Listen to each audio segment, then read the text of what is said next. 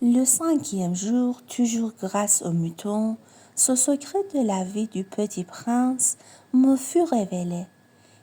Il me demanda avec brusquerie, sans préambule, comme le fruit d'un problème longtemps médité en silence.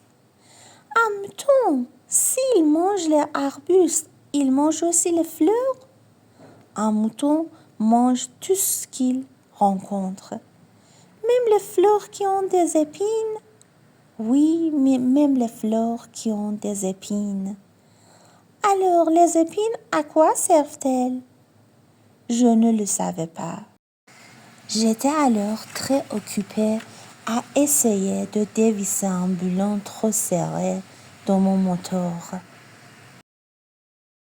J'étais très soucieux, car ma panne commençait de m'apparaître comme très grave, et l'eau à boire qui s'épuisait me faisait craindre le pire. Les épines, à quoi servent-elles? Le petit prince ne renonçait jamais à une question une fois qu'il l'avait posée.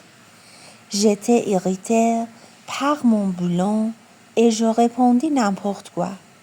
Les épines, ça ne sert à rien. C'est de la pure méchanceté de la part des fleurs. Oh! Mais après un silence, il me lança avec une sorte de rancune. Je ne te crois pas. Les fleurs sont faibles, elles sont naïves, elles se rassurent comme elles peuvent. Elles se croient terribles avec leurs épines. Je ne répondis rien. À cet instant-là, je me disais, si ce boulon résiste encore, je le ferai sauter d'un coup de marteau. Le petit prince dérangea de nouveau mes réflexions. Et tu crois, toi, que les fleurs... Mais non, je ne crois rien. Je répondis n'importe quoi. Je me coupe, moi, de choses sérieuses. Il me regarda, stupéfait. De choses sérieuses? Il me voyait, mon marteau à la main et les doigts noirs de cambouis penchés sur un objet qui lui semblait très laid. Tu parles comme les grandes personnes. Ça me fit un peu honte. Mais, impitoyable, il ajouta, « Tu confonds tout, tu mélanges tout. » Il était vraiment irrité. Il secouait au vent des cheveux tout dorés. « Je connais une planète où il y a un monsieur cramoisi. Il n'a jamais respiré une fleur. Il n'a jamais regardé une étoile. Il n'a jamais aimé personne. Il n'a jamais rien fait d'autre que des additions. Et toute la journée, il répète comme toi, « Je suis un homme sérieux. Je suis un homme sérieux. » Et ça le fait gonfler d'orgueil. Mais ce n'est pas un homme, c'est un champignon. Un quoi? Un champignon. Le petit prince était maintenant tout pâle de colère. Il y a des millions d'années que les fleurs fabriquent des épines. Il y a des millions d'années que les moutons mangent quand même les fleurs. Et ce n'est pas sérieux de chercher à comprendre pourquoi elles se donnent tant de mal pour se fabriquer des épines qui ne servent jamais à rien. Ce n'est pas important la guerre des moutons et des fleurs. Ce n'est pas sérieux et plus important que les additions d'un gros monsieur rouge. Et si je connais, moi, une fleur unique au monde qui n'existe nulle part, sauf dans ma planète, et qu'un petit mouton peut anéantir d'un seul coup, comme ça, un matin, sans se rendre compte de ce qu'il fait. Ce n'est pas important ça. Il rugit, puis reprit. Si quelqu'un aime une fleur qui n'existe qu'un exemplaire dans les millions et les millions d'étoiles, ça suffit pour qu'il soit heureux quand il les regarde. Il se dit, ma fleur est là, quelque part. Mais si le mouton mange la fleur, c'est pour lui comme si brusquement toutes les étoiles s'éteignaient. Et ce n'est pas important ça. Il ne put rien dire de plus. Il éclata brusquement en sanglots. La nuit était tombée. J'avais lâché mes outils. Je me moquais bien de mon marteau, de mon boulon, de la soif et de l'amour. Il y avait sur une étoile une planète, la mienne, la terre, un petit prince à consoler. Je le pris dans les bras, je le berçais, je lui disais, les fleurs que tu aimes n'est pas en danger.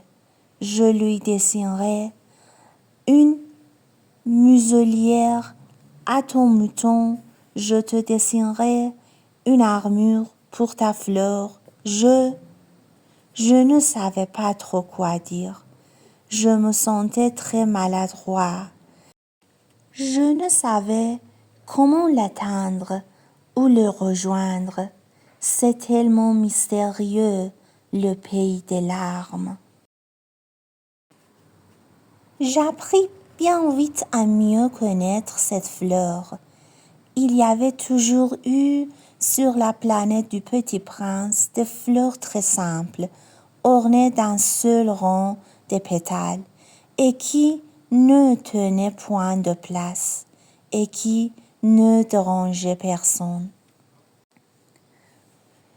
Elle apparaissait un matin dans l'herbe, et puis elle s'éteignait le soir. Mais celle-là avait germé un jour d'un grain apporté d'on ne sait où.